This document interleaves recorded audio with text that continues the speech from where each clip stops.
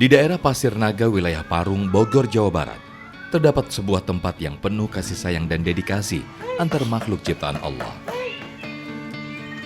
Rumah ini bukanlah tempat tinggal biasa, melainkan sebuah penampungan bagi ribuan kucing dari berbagai penjuru Indonesia.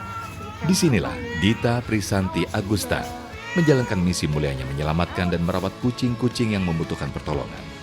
Dita memberi nama tempat ini dengan sebutan Rumah Kucing Parung.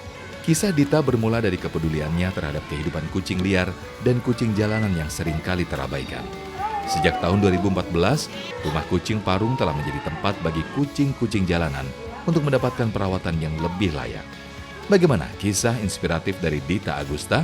Simak selengkapnya dalam Sah Selalu Ada Hikmah bersama Koh Dennis Lim. Sah Selalu Ada Hikmah. Bismillahirrahmanirrahim. Assalamualaikum warahmatullahi wabarakatuh. Waalaikumsalam. Alhamdulillah kita bakal ngambil hikmah banyak lagi di acara Penuh Hikmah ini. Kali ini kau dapat info nih bahwa ada sensusnya ternyata ya. Dari resmi di Provinsi Jakarta bahwa populasi kucing liar di Jakarta itu mencapai 800.000 ekor liar nih. Dan bintang tamu kali ini, narasumber kali ini, Masya Allah, beliau adalah wanita hebat luar biasa yang sudah mengasuh sampai 1.000 kucing di kediaman beliau dengan sukarela, Masya Allah. Maka kita ambil hikmah dari beliau ya. Kita sapa dulu. Assalamualaikum warahmatullahi wabarakatuh, Ibu Dita Agustina. Waalaikumsalam warahmatullahi wabarakatuh. Sehat Ibu? Alhamdulillah. Izin nanya-nanya ngobrol-ngobrol ya? Iya, boleh silahkan. Nah ini siapa nih namanya nih?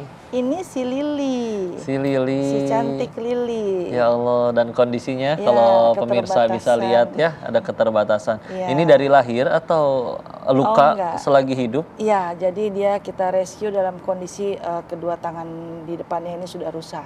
Jadi Oke. mungkin kejadiannya kita kurang paham ya, karena kita tidak melihat langsung, tapi memang kondisinya sudah terlantar, ada di jalanan dengan kondisi yang sudah rusak tangannya. Ya Allah, jadi memang Ibu ini buka kayak suatu nomor kontak yang bisa dihubungi untuk kalau misalkan Iya. ada yang lapor Iya. kucing-kucing yang Iya, perlu jadi bantuan. memang setiap hari laporan tuh pasti ada Pasti ada tentang aja ya? kucing-kucing yang memang perlu dibantu dan ditolong. Nanti Ibu kirim orang jemput? Ya, atau... jadi pelapor itu kalau memang bisa secepatnya antar silakan, atau memang perlu dijemput ya kita jemput. Nanti kalau kondisi kucingnya memang harus segera ditangani dokter ya kita langsung bawa ke klinik.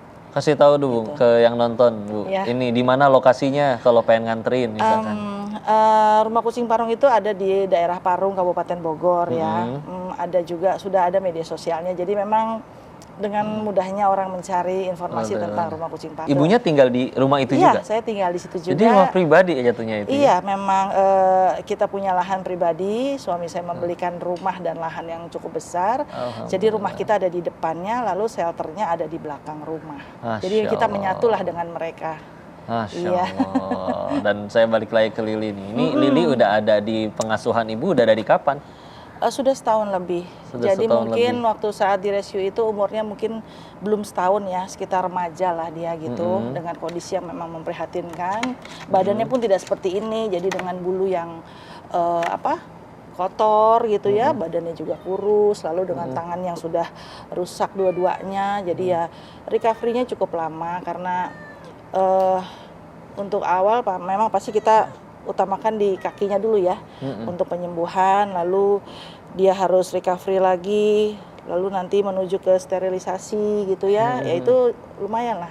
Jadi alhamdulillah untuk kucing-kucing yang seperti ini kan kita juga tidak bisa mengharapkan dia bisa survive atau tidak, karena Iya, kan memang betul. dia di jalan sudah sangat mengkhawatirkan. Tapi alhamdulillah kalau buat Lili bisa sampai saat ini sehat.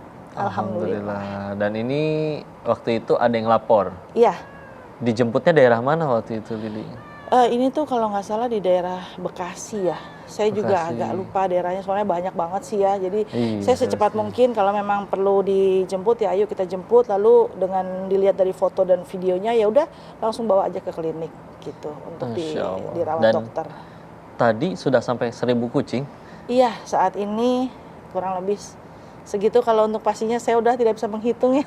Sedih itu. Karena memang banyak lah ya populasinya. Tapi berarti dengan banyaknya populasi di shelter itu sebenarnya kalau menurut saya bukan suatu kebanggaan ya. Tapi justru itu suatu kondisi yang memprihatinkan, karena berarti kepedulian manusia masih sangat kurang terhadap kucing gitu. Karena seharusnya mereka bisa ada di antara kita ya, berkeliaran bebas gitu. Tapi dengan kondisi yang tidak memungkinkan, ya mau nggak mau mereka kita amankan dulu gitu, seperti itu. Dan berarti kan yang didahulukan itu memang kucing-kucing yang perlu penanganan khusus dulu ya? Iya, yang kondisinya yang paling banyak ya malnutrisi. Kalau malnutrisi berarti kan mereka susah mendapatkan makan.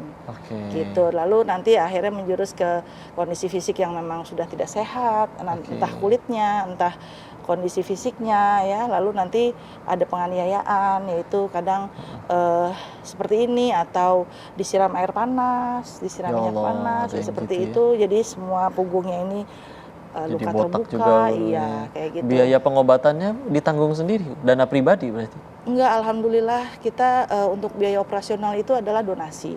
Oh, ada juga jadi orang-orang memang baik ya, dari berbagai pihak semuanya kita menerima donasi dalam bentuk apapun, berapapun jumlahnya ya, untuk operasional. Termasuk semua berikut di rumah untuk kucing. makannya mereka Iya, setiap untuk hari. biaya karyawan, kan karyawan pun Ada berapa orang karyawannya? sekarang 15 orang. Itu untuk semua Karyawan, membantu, ya. semua yang ngurus itu. Iya, dan memang Ngurusin harus kita kucing. bayar ya gitu ya. Shelter ada ini ya, ada maksimal gitu, maksudnya ke kapasitas nampung berapa kucing? Iya, itu ada maksimal, tapi kita kalau kucing saya melihat di besarnya area. Sekarang ini saya sudah menjadi 700 meter. 700 meter. Area untuk kucing, dan kan kalau saya ini kan open adopsi ya.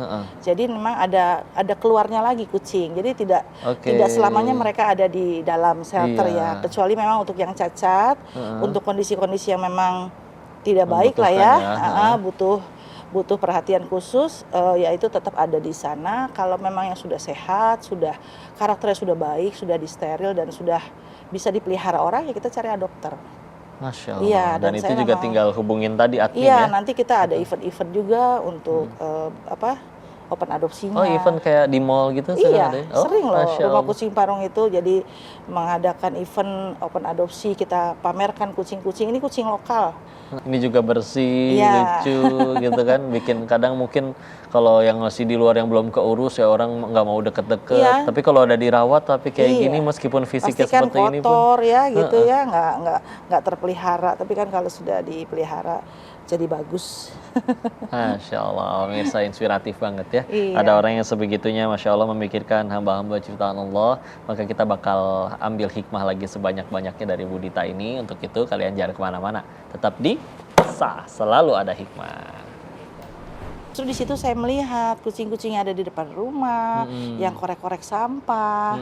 Tapi kan habitatnya kucing itu memang dia mengkorek tanah atau pasir. Jadi makanya saya buat rumah kucing itu outdoor.